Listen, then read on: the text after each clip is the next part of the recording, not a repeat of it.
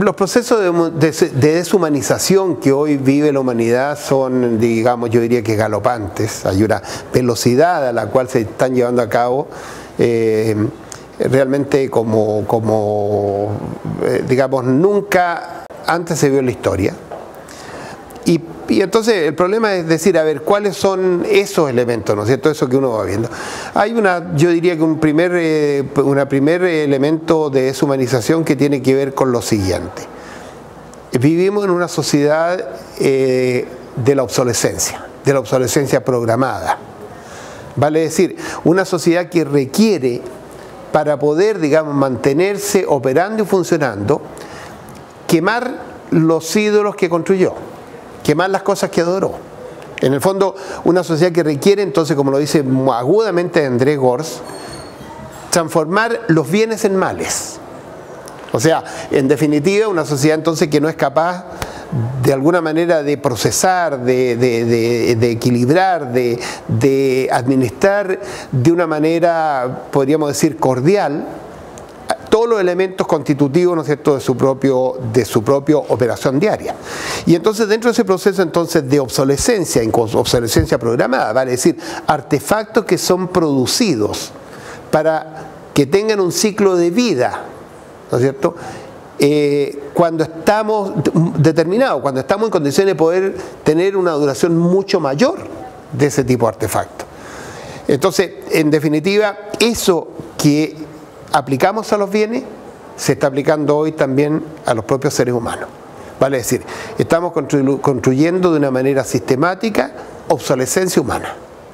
Y obsolescencia humana mediante procesos que aparecen tan normales como, por ejemplo, para decir una cuestión que es muy común, el retiro de la fuerza de trabajo. Y la desaparición, entonces, en un esquema en el cual la sociedad está organizada en torno al trabajo-empleo, vale decir, a la organización entonces de la entrega que la persona hace de su propia energía, de su propio trabajo, ¿no es cierto?, durante un determinado periodo de tiempo, diario, pero también en el propio ciclo de vida, y al término del cual se establece, ¿no es cierto?, un retiro, una salida de él. Entonces, un sistema tan inhumano que en la práctica se le pone una fecha de caducidad, tal como se le pone a un producto, ¿no es cierto?, alimenticio, a los propios seres humanos. Entonces un señor que hasta el día de ayer tenía con quién conversar del partido de fútbol que se había jugado el día anterior, con quién conversar, ¿no es cierto?, qué sé yo, no sé, pues de los nietos o de las enfermedades que lo aquejaban, y que de la noche a la mañana ya no tiene nadie más con quien conversar. O sea, dime si no hay inhumanidad y lo que hay detrás es una obsolescencia humana. Es solamente un ejemplo, ¿no es cierto?, ¿ya?, por señalarte algo. Entonces, ¿qué decir de todos aquellos que son de alguna manera personas que padecen de discapacidades o lo que fuera?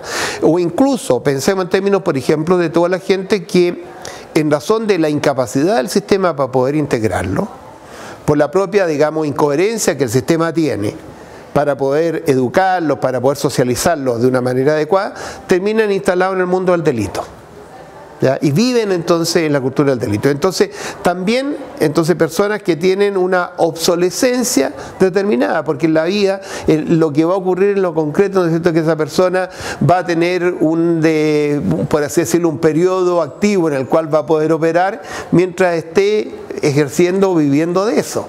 Pero en el momento en el cual el propio sistema lo logra, por así decirlo, capturar y lo mete, digamos, en nuestro sistema carcelario, a la larga entonces tú lo que estás construyendo es una suerte como de obsolescencia de esa persona, incluso un empeoramiento de su propia condición humana. Inhumanidad que se construye, por ejemplo, en nuestro sistema educativo desde el momento en el cual el niño se incorpora al sistema educativo.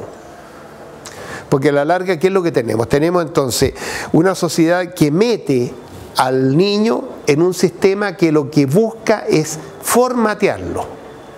Busca producir un ciudadano, ¿no es cierto?, no sé, pues, competente, apto, el nombre que le queramos poner. Entonces, y resulta que para eso entonces tiene que irle mutilando todo aquello que lo diferencia, todo aquello que lo especifica. En el fondo uno tiene que entender, cuando un docente tiene que trabajar con 40 niños, 35 o 25, pero ya una masa de seres humanos, a la larga, en definitiva, no puede es imposible que tú puedas entablar una relación de una cordialidad, de una humanidad como la que es requerida para poder desplegar en ese ser humano lo mejor que tiene. A veces para un maestro, por ejemplo, incluso una parvularia, nunca en su vida llega a descubrir que la niñita tenía, no sé, por vocación para ser prima donna, ¿no es cierto?, qué sé yo, en la ópera del mundo, ¿ya? Porque la niñita nunca se atrevió a cantar mientras estaba en el jardín infantil, porque no tuvo ninguna posibilidad, porque el sistema entonces es un sistema entonces que lo que hace es, de alguna manera, a ver, atender a un propósito, que es el propósito siguiente: administrar eficientemente. Y la administración eficiente implica, de alguna manera, abstraer, implica aplicar un mínimo común denominador. Y el mínimo común denominador significa extraer, extirpar toda la singularidad, toda la especificidad, toda la diversidad. Entonces, claro, es obvio que esto es construcción sistemática de inhumanidad.